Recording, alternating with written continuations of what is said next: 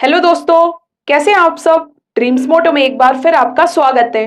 दोस्तों, अगर आप 2021 में होने वाले किसी भी बीएससी नर्सिंग एंट्रेंस एग्जाम में पार्टिसिपेट करने वाले हैं तो ये वीडियो आपके लिए बहुत इंपॉर्टेंट है, क्योंकि इस वीडियो में मैं आपको बताने वाली हूँ 5 ऐसे पॉइंट्स जिनकी हेल्प से आप किसी भी नर्सिंग एंट्रेंस एग्जाम को ना सिर्फ क्रैक कर पाएंगे बल्कि एक अच्छी रैंक भी हासिल कर पाएंगे। आप किसी भी नर्सिंग एंट्रेंस एग्जाम के लिए प्रिपेयर कर रहे हो, चाहे एमएनएस हो या एम्स नर्सिंग एंट्रेंस एग्जाम हो, किसी भी नर्सिंग एंट्रेंस एग्जाम के लिए प्रिपेयर कर रहे हैं और आप किसी कारण से कोचिंग नहीं ज्वाइन कर पाए हैं और आप जो है वो प्रिपरेशन खुद से ही करना चाहते हैं, लेकिन आपको सिलेबस के बारे में नहीं पता है और ना ही ये पता है कि सिलेबस को किस तरीके से कंप्लीट किया जाए और जो कंप्लीट सिलेबस है उसका रिवीजन किस तरीके से किया जाए, किस तरीके से क्वेश्चन प्रैक्टिस की जाए।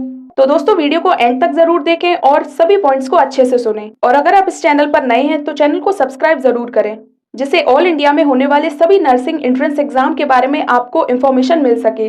First, complete syllabus. आप किसी भी नर्सिंग एंट्रेंस एग्जाम में पार्टिसिपेट करने वाले हो, सबसे पहले उस एग्जाम का जो कंप्लीट सिलेबस है उसको पता कीजिए कि जो क्वेश्चन है वो किस टॉपिक से ज्यादा पूछे जाते हैं, कौन से टॉपिक से ज्यादा नंबर में क्वेश्चन आते हैं। क्योंकि जब आपको कंप्लीट सिलेबस के बारे में पता होगा, आपको पता होगा कि किस किस टॉपिक को आपको पढ़ना है, तभी तो आप अपनी पढ़ाई स्टार्ट कर पाएंगे।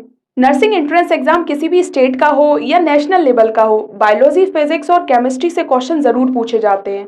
और नर्सिंग एंट्रेंस एग्जाम में जो भी बायोलॉजी, फिजिक्स और केमिस्ट्री से क्वेश्चन पूछे जाते हैं वो ज्यादा हार्ड लेवल के नहीं पूछे जाते, वो सभी बेसिक लेवल के ही पूछे जाते हैं। तो अगर आपके पास कोई ज्यादा मटेरियल अवेलेबल नहीं है पढ़ने के लिए, तो आप जो बोर्ड की बुक है यानी बायोलॉजी, फिजिक्स और केमिस्ट्री की, उनसे भी बेसिक टॉपिक्स पढ़ सकते हैं, जिससे सारे नहीं तो कुछ क्वेश्चंस तो आपके कवर हो ही जाएंगे।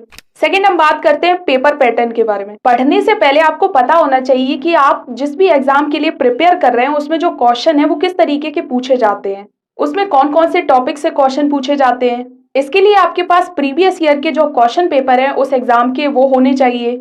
अगर आप जिस किसी भी नर्सिंग एंट्रेंस एग्जाम के लिए प्रिपेयर कर रहे हैं, अगर आपको उस पर्टिकुलर एग्जाम के क्वेश्चन पेपर्स नहीं मिल पा रहे हैं तो आप किसी और नर्सिंग एंट्रेंस एग्जाम के जो क्वेश्चन पेपर हैं उनको प्रिपेयर कीजिए।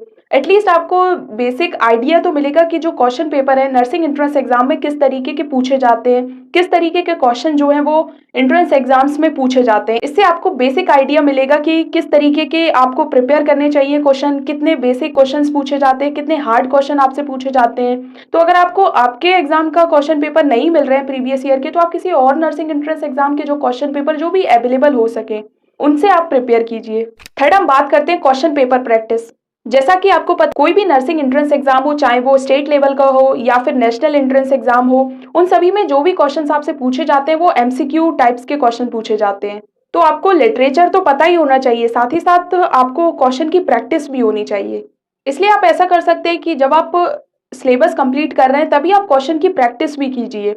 एटलीस्ट 20 या 30 क्वेश्चन जो है वो रोज प्रैक्टिस कीजिए, जिससे आपका सिलेबस भी कंप्लीट होगा और आपकी जो क्वेश्चन पेपर को सॉल्व करने की जो प्रैक्टिस है वो भी सही होगी।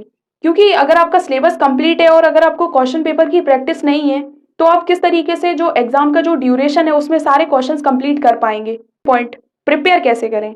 कुछ स्टूडेंट्स सोच रहे हैं कि प्रैक्टिस तो सही है, क्वेश्चन पेपर की प्रैक्टिस भी हो जाएगी, पर आखिर जो स्टडी है उसे स्टार्ट कैसे करें, सिलेबस के बारे में कुछ पता ही नहीं है। कुछ स्टूडेंट्स ऐसे हैं जो लगातार कमेंट कर रहे हैं और पूछ रहे हैं कि कौन सी बुक्स से प्रिपेयर करें, कौन सी बुक सही रहेगी।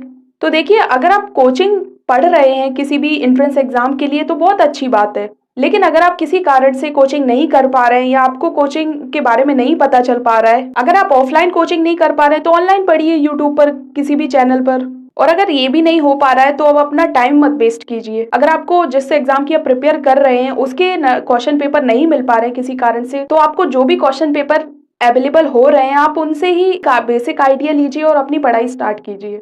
क्योंकि इस तरीके से पढ़ के अगर आपके सारे क्वेश्चंस नहीं हो पा रहे हैं तब भी आप कुछ क्वेश्चंस तो कंप्लीट कर ही सकते हैं। Fifth point, revision. सबसे इंपॉर्टेंट क्वेश्चन ये है कि रिवीजन किस तरीके से करें, क्योंकि आपको एक तो सिलेबस भी कंप्लीट करना है और क्वेश्चन प्रैक्टिस भी करनी है।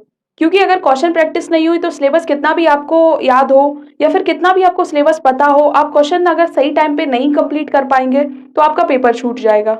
इसलिए रिवीजन करते टाइम दो चीजों का ध्यान रखें। एक तो आप जब भी सिलेबस को दोबारा रिवाइज करें या फिर पढ़ें तो क्वेश्चन प्रैक्टिस करके पढ़ें, मतलब जितना सिलेबस आप पढ़ रहे हैं उसके क्वेश्चन जरूर प्रैक्टिस कर लें।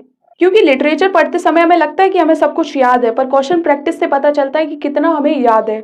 दूसरा पॉइंट कि क्वेश्चन जब भी आप करें तो आप टाइम ड्यूरेशन से करें। इससे आपको जो एग्जाम है उसके लिए अलग से प्रिपेयर नहीं करना पड़ेगा और आप जो लिमिटेड टाइम ड्यूरेशन है उसमें अपने सारे क्वेश्चंस कंप्लीट कर पाएंगे। होप सो दोस्तों आपको इन पॉइंट से कुछ हेल्प मिले, आपकी कुछ प्रिपरेशन में हेल्प हो। और अगर किसी भी एग्जाम के बारे में कोई और डाउट है तो कमेंट में जरूर पूछें। Thank you so much for watching.